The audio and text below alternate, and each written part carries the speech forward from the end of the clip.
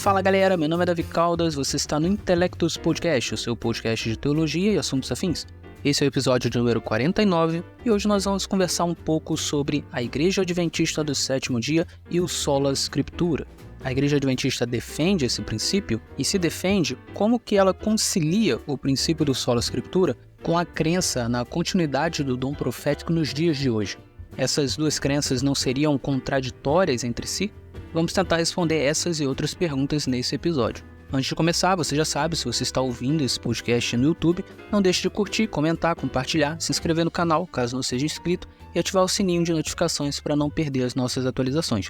Se estiver ouvindo esse podcast em outra plataforma de vídeos ou de podcast, também não deixe de divulgar este trabalho.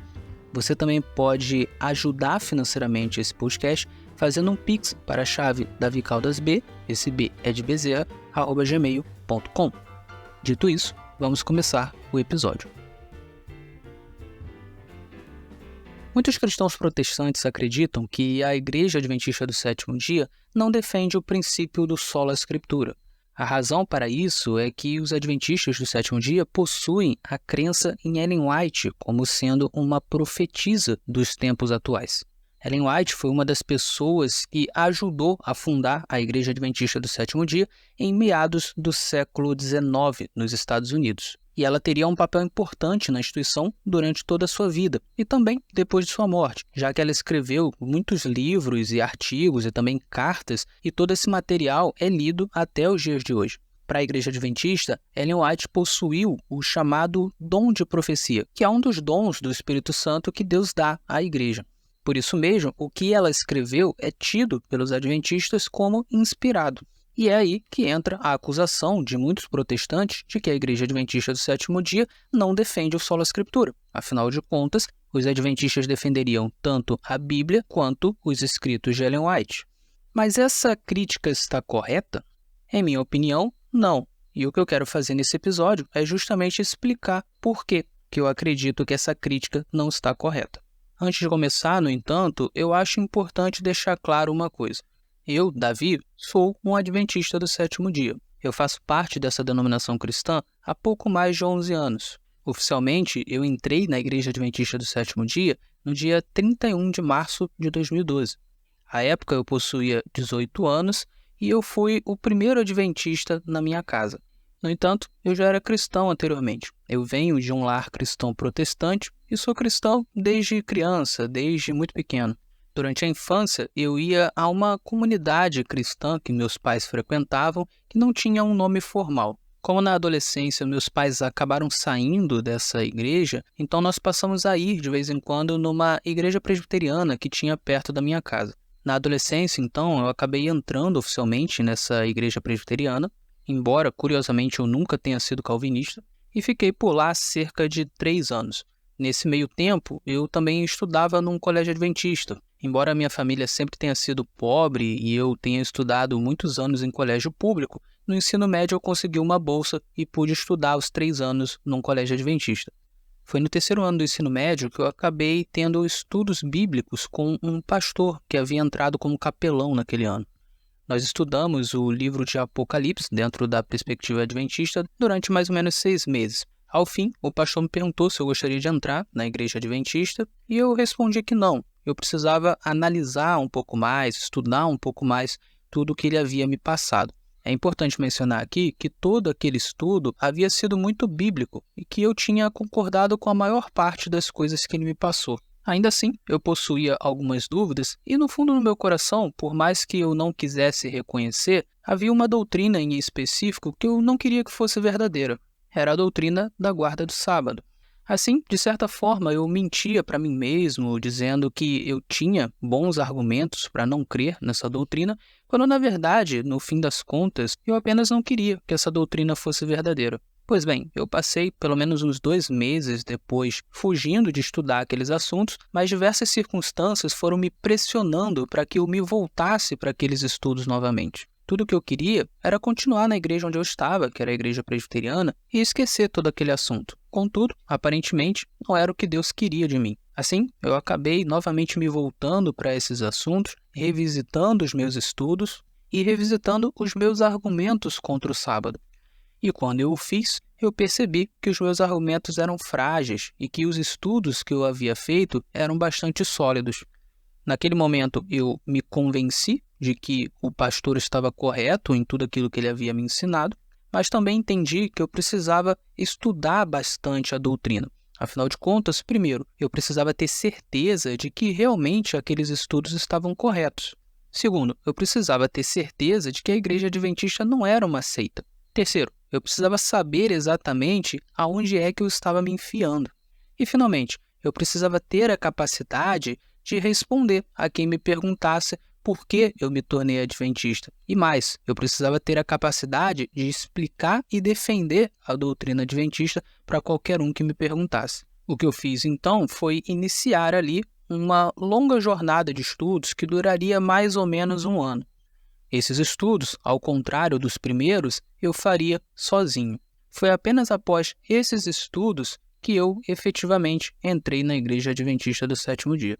Por que eu acho importante que o ouvinte saiba de tudo isso antes de eu começar as análises?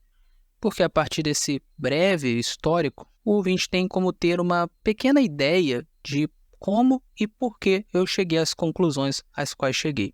E eu penso que isso pode ter relevância para o quadro final das minhas explicações. Bom, feita essa introdução, podemos começar a nossa análise. Muita gente acha que a melhor maneira de analisar as doutrinas de uma igreja é visualizando como que alguns membros individualmente creem e praticam as doutrinas. Mas essa não é uma forma adequada de avaliar as coisas. Isso porque em qualquer instituição existe uma diferença entre aquilo que a teoria diz e aquilo que os membros fazem na prática ou ainda aquilo que os membros entendem na prática. Em qualquer lugar, existem pessoas que não seguem a doutrina ou que não seguem a doutrina totalmente, seja de maneira consciente, elas estão errando e sabem disso, ou seja de maneira inconsciente, elas entenderam a doutrina de maneira errada e estão aplicando de maneira errada em suas vidas.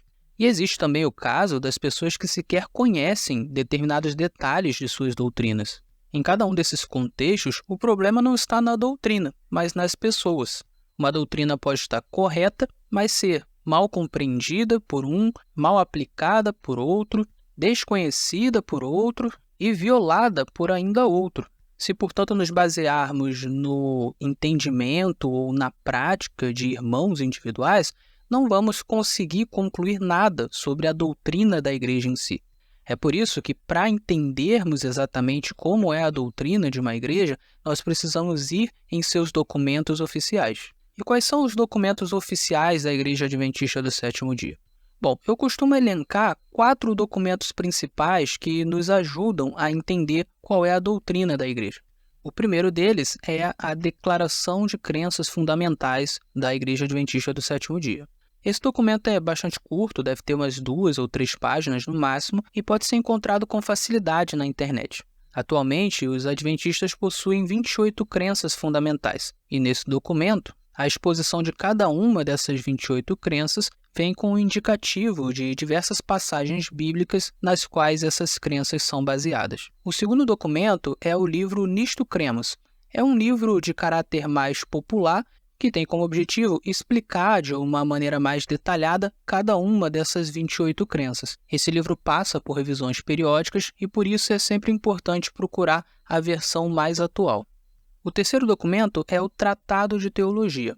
Essa é uma obra bem maior que o Nisto Cremos e um pouco mais teológica. O seu objetivo também é explicar de maneira detalhada as 28 crenças fundamentais. Finalmente, o quarto documento que eu gosto de indicar é o livro Questões sobre Doutrina, que foi publicado pela primeira vez em 1957. Esse livro foi produzido como uma resposta a diversos questionamentos que foram realizados por alguns teólogos protestantes que queriam saber se a Igreja Adventista do Sétimo Dia era uma seita ou não.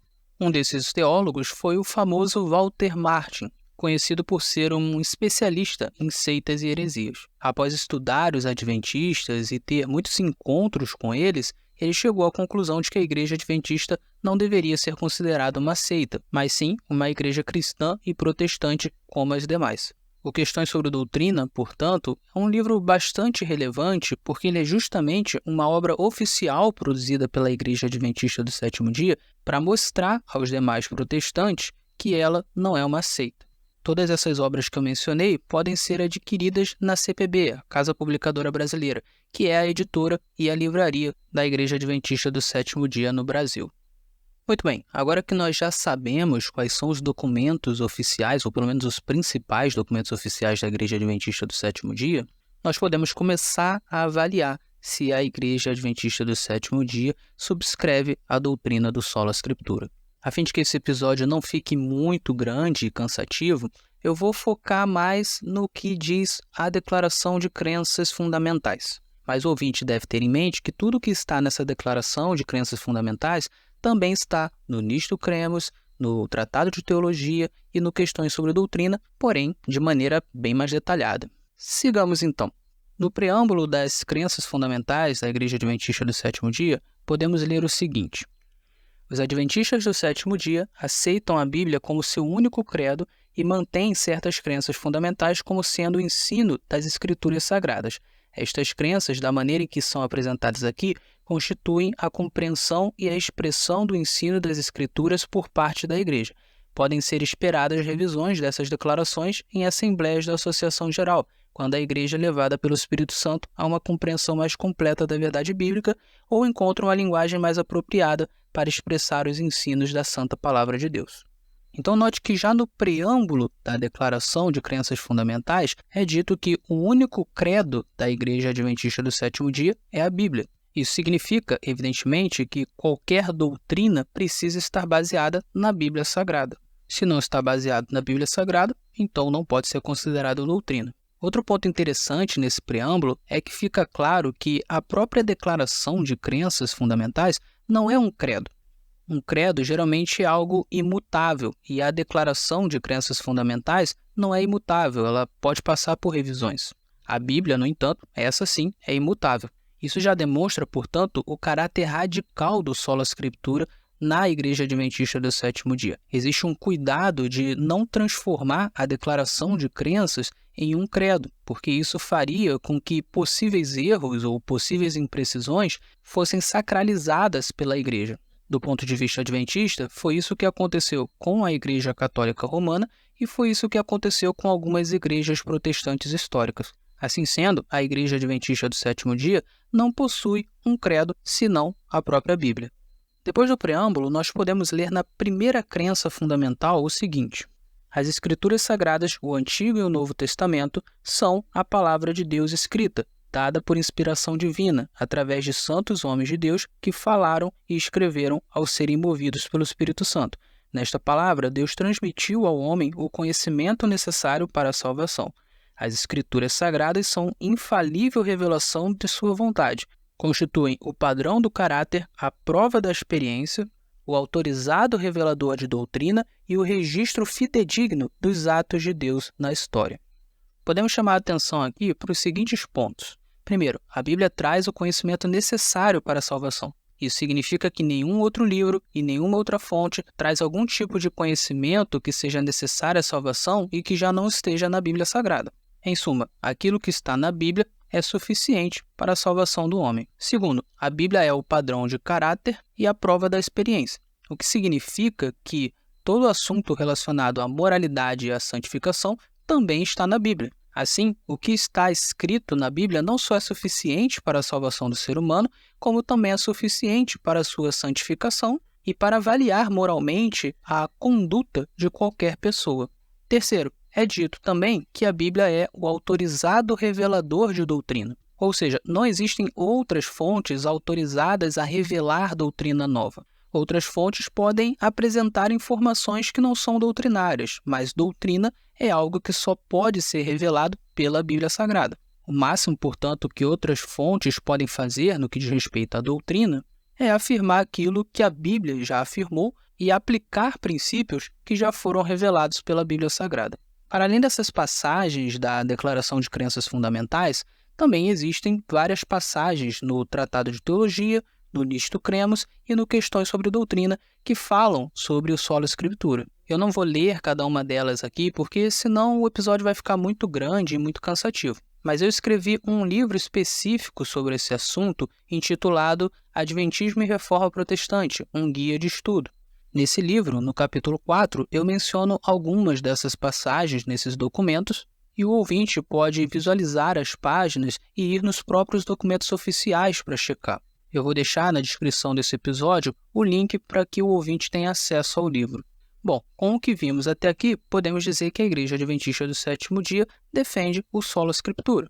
Mas é claro, alguém pode dizer aqui, Davi, todo mundo sabe que a Igreja Adventista do Sétimo Dia acredita em uma profetisa chamada Ellen White. Ela deixou vários escritos, esses escritos são entendidos como inspirados pelos adventistas e, portanto, os adventistas não creem apenas na Bíblia, mas também em Ellen White. E se esse é o caso, então os adventistas, na verdade, não creem no Sola Scriptura. Mas existem pelo menos 3 problemas nesse argumento. O primeiro é que ele define mal o que é Sola Scriptura. Conforme expliquei nos episódios 25 e 26 desse podcast, Sola Scriptura não significa crer apenas na Bíblia. Significa, sim, crer que a Bíblia é a única regra de doutrina. Em outras palavras, podemos crer em coisas que não estão na Bíblia. O que não podemos é crer em doutrinas que não estão na Bíblia. E, de fato, todos os cristãos acreditam em informações que não estão na Bíblia. Por isso mesmo, eu costumo utilizar o termo informação como um diferenciador de doutrina. Uma coisa é doutrina, outra coisa é informação. Aqui vão alguns exemplos. A maioria dos cristãos crê que Pedro foi crucificado de cabeça para baixo, que Paulo foi decapitado e que João Batista, antes de ser exilado em Patmos, foi jogado em um barril de óleo quente, mas não se queimou. A maioria dos cristãos também acredita que Mateus escreveu o Evangelho de Mateus, Marcos escreveu o Evangelho de Marcos, Lucas escreveu o Evangelho de Lucas e João escreveu o Evangelho de João. Todas essas informações que eu dei, no entanto, não possuem absolutamente nenhuma confirmação bíblica. Os cristãos possuem essa crença por conta da tradição, por conta de certos documentos históricos extra-bíblicos, posteriores à Bíblia, que fornecem essas informações. Essas informações podem ser verdadeiras? Podem, mas elas também podem ser falsas. E a pergunta que fica é, essas informações são doutrinas? Não, de maneira nenhuma.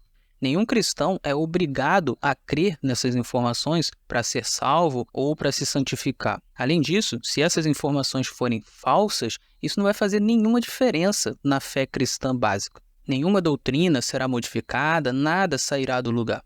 Inclusive, é perfeitamente possível ser um bom cristão sem crer em nenhuma dessas informações. Assim sendo, crer em informações que não estão na Bíblia, mesmo que sejam informações sobre personagens bíblicos, não quebra de maneira nenhuma o Sola Scriptura. Se quebrasse, aliás, o cristão teria que condenar, por exemplo, o estudo da história e o estudo da arqueologia. Pense, por exemplo, no seguinte: nós temos diversos personagens bíblicos, incluindo reis. Imagine que a arqueologia e a história descubram determinadas informações sobre a vida de alguns desses personagens. Imagine que essas informações não estão na Bíblia Sagrada. Deveríamos então considerar essas informações heréticas e não crer nelas apenas porque elas não estão na Bíblia Sagrada? Ora, isso não faz o menor sentido. O que o Sola Scriptura requer é que as doutrinas estejam baseadas na Bíblia Sagrada e não qualquer tipo de informação.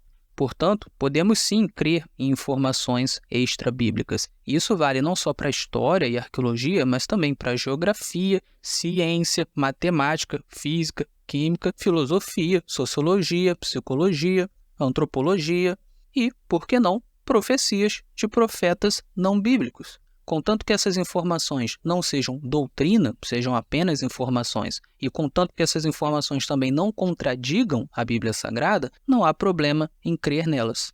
Em termos práticos, o que isso significa é que o que Ellen White não pode fazer é revelar doutrina nova ou modificar doutrinas já existentes. E, de fato, ela não fez nenhuma coisa nem outra. Se nós olharmos, por exemplo, a própria Declaração de Crenças Fundamentais, nenhuma está baseada em meras visões de Ellen White. Cada uma delas está baseada em diversas passagens bíblicas. Eu costumo dizer, inclusive, que se jogássemos fora todos os escritos de Ellen White, se cancelássemos Ellen White da Igreja Adventista do Sétimo Dia, nenhuma das 28 crenças fundamentais cairia, nem mesmo a crença número 18.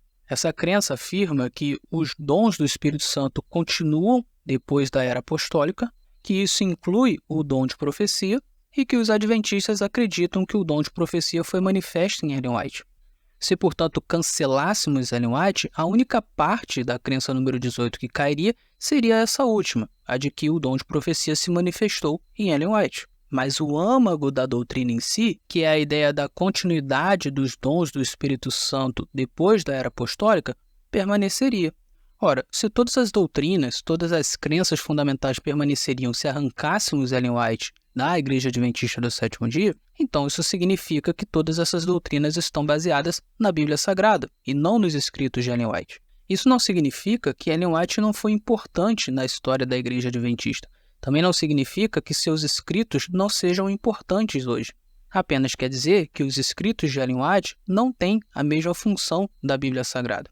E se esse é o caso, não se pode dizer que a crença em Ellen White quebre o sola scriptura. O segundo problema do argumento aqui é que ele não leva em conta que a própria Bíblia fala de dois tipos de profeta diferentes, o profeta canônico e o profeta extracanônico.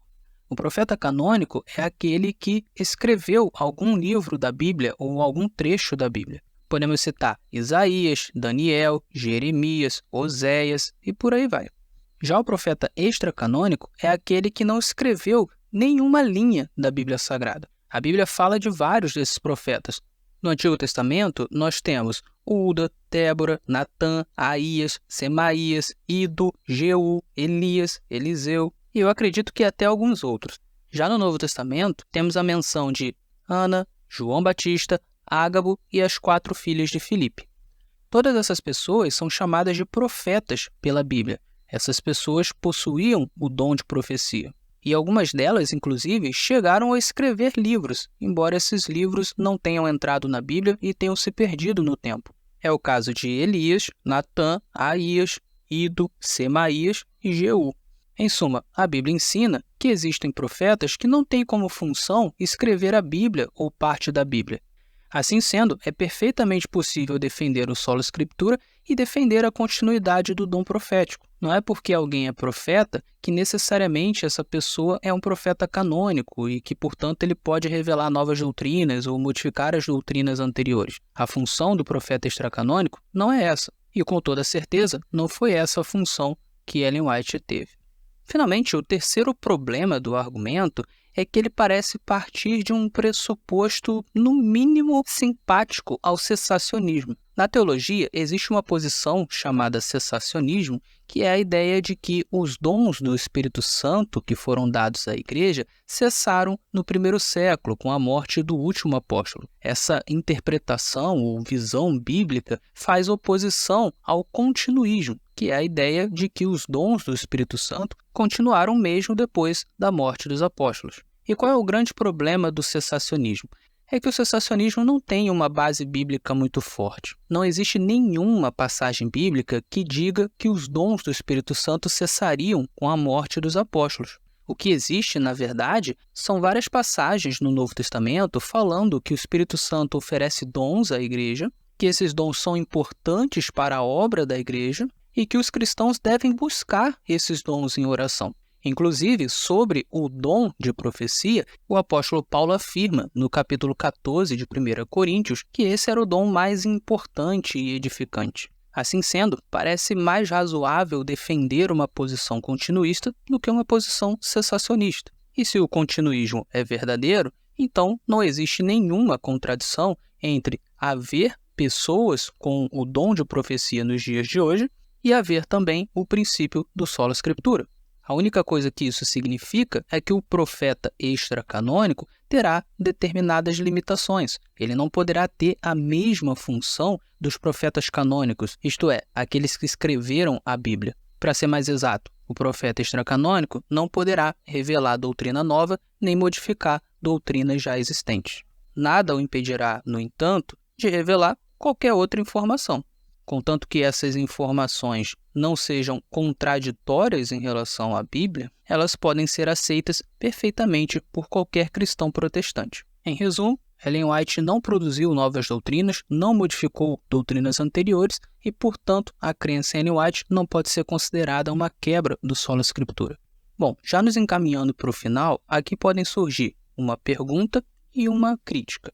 A pergunta seria a seguinte: se o continuismo está correto e o dom de profecia ainda existe nos dias de hoje, qual seria exatamente a função do profeta extracanônico? Essa pergunta geralmente parte do pressuposto de que a única função de um profeta é revelar a doutrina nova. E uma vez que a Bíblia já revelou todas as doutrinas, nós não precisaríamos mais de profetas. Contudo, nós podemos pensar em diversas funções que um profeta pode ter, além de revelar a doutrina. Um profeta extracanônico, por exemplo, pode enfatizar doutrinas bíblicas que as pessoas de determinado lugar e determinado período não estão mais cumprindo, exortar fortemente pessoas ao arrependimento, fazer predições específicas na vida de um indivíduo ou de uma família ou de um grupo de pessoas, conduzir um determinado movimento cristão em decisões cotidianas importantes.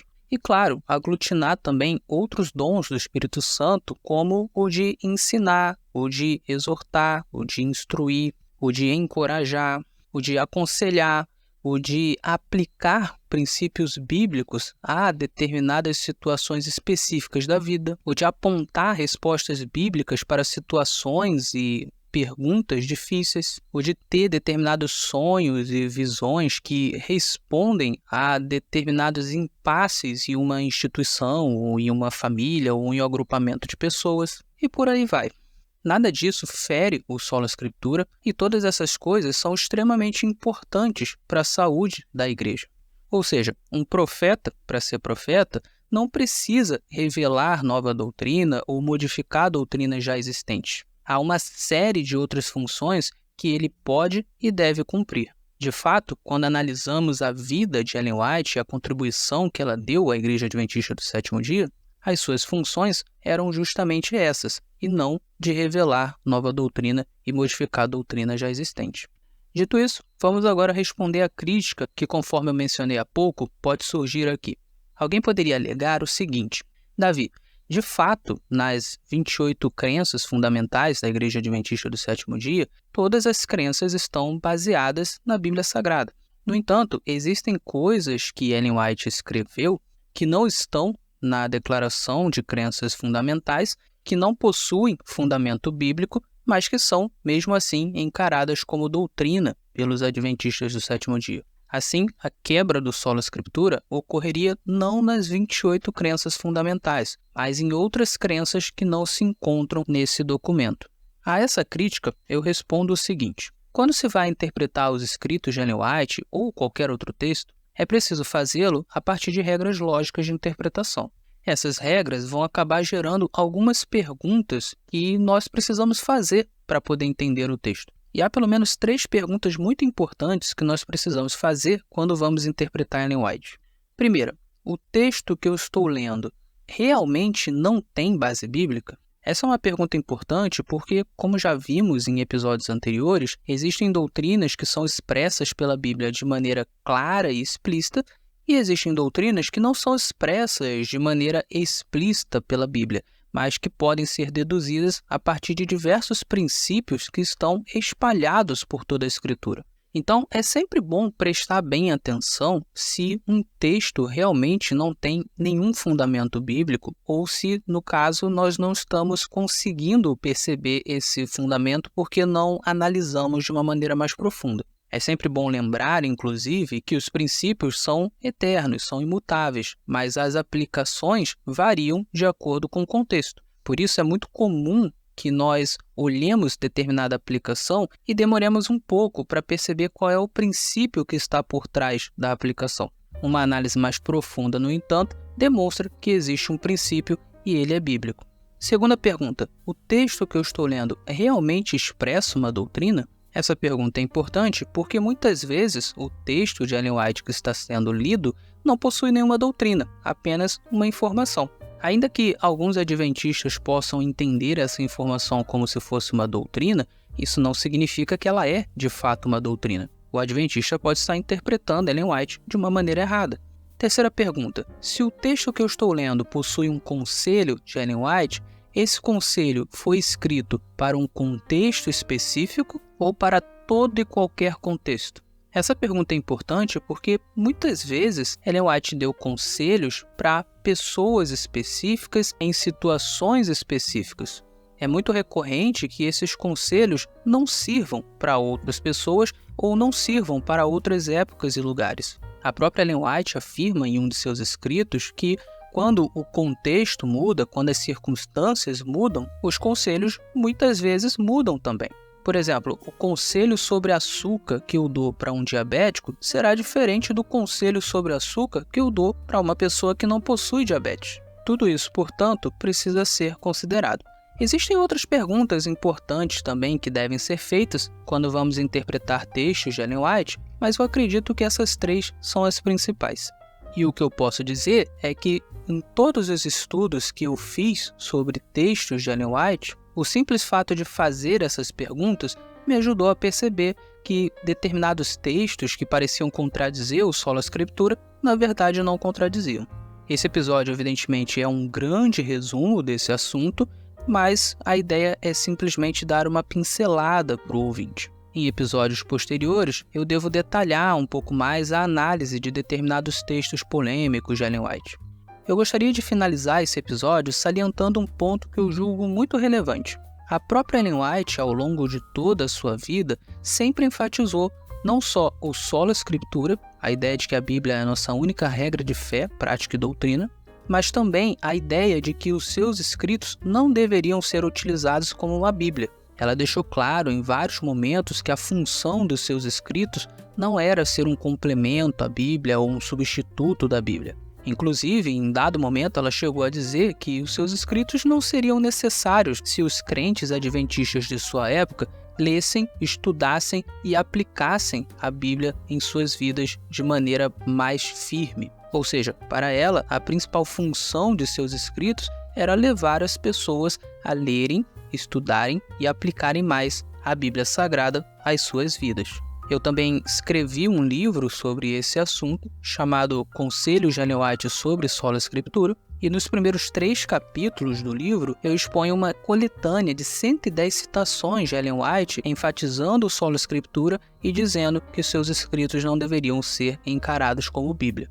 Assim sendo, quando eu digo que a crença em Ellen White não fere o Sola Scriptura, eu sei bem o que eu estou falando. O ouvinte pode até discordar de mim e trazer os seus argumentos, mas não poderá dizer que eu não estudei o assunto. Muito bem, eu vou ficando por aqui. Espero que o ouvinte tenha apreciado o episódio. Fique com Deus e até o nosso próximo encontro.